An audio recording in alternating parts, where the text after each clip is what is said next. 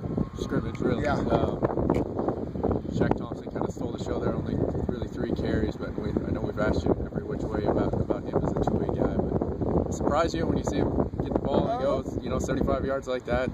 It's getting a little surprising. Each time we get him the ball, he seems to do something good, but I'm starting to sniff that he might be on the buddy system with the defense. I don't think they want to hit him. So we'll have to see about that, but no, Shaq's done a great job. He's just a football player, like you said, and every time we put him out there on something, good things happen. Are you aware of just kind of the workload for him, even at this point? Obviously, we're just trying cautious not to throw too much at him. We're just trying to teach him a few things on offense, and kind of see where it goes. And our eyes are kind of wide open on the whole thing. We don't really have a set plan. The better he does, the more we kind of give him some things. But we know we really need him on defense. That's his primary role, and how he can help on offense. We'll see about that. Anything else just to stand out for you when you got a chance to review the film of that particular live period? Well, I thought the defense did a good job, and it's so typical of practice or spring practice.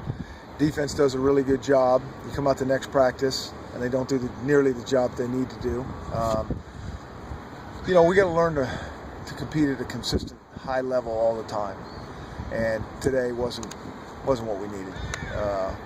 Put them in a hard situation, a short yardage situation, and offense really had their way with it. Now, that's kind of what happens. Offense gets challenged a little bit. They come back, and they did a really nice job, and I think we're better than that on defense. And so, like I said to you guys before, it's kind of always that no-win situation with the head coach. There's one side's not good, you're not happy. But we're work in progress, and I think, I did like our Thursday night. I thought there was some good energy. It was good to play some real football. We'll get some things hopefully done next week and finish this thing on the right way. You got the spring preview week today, obviously. Have you given any thought to sort of a format or what that could look like for the fans? We're starting to put that plan together. Spring games are hard for coaches because we'd really, really like to just have another practice. I mean, we need that with some scrimmaging involved, but really we need every rep we can get. So, we're gonna figure it out here early this next week in terms of there'll be a lot of practice.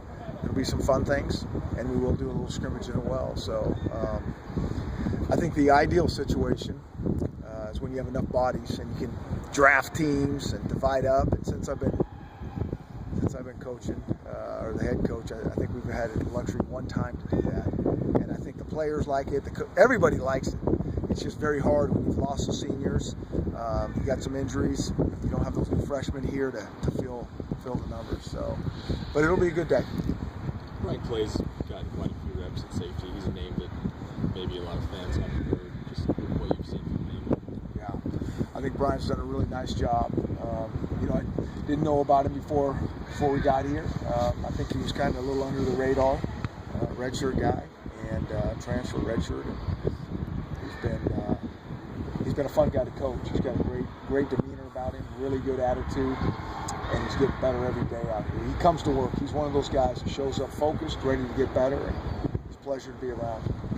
Is one of the benefits of having the split spring, Chris, is that the guys don't necessarily hit the wall that maybe they would if they were around this time? That's a good question. I don't know the perfect way to do spring ball. I really don't. We do like to split it up. I've never done it where we've had a 2-week split, but we have to do that because of the quarter system. I think there's a couple benefits when you do split it up. You can go hard early on. If you get any guys with any nicks, dings, you usually get them back, and it does keep it. I think when you pack a lot of days in there, you can have a tendency to just try to get through some days. But on the other hand, if you spread it out a long time, it can kind of get old as well. So it's always that fine balance on what the right answer is. A lot of it comes down to your school, like what's going to work best for the schoolwork, a combination for the coaches to get out at the end of spring ball for recruiting.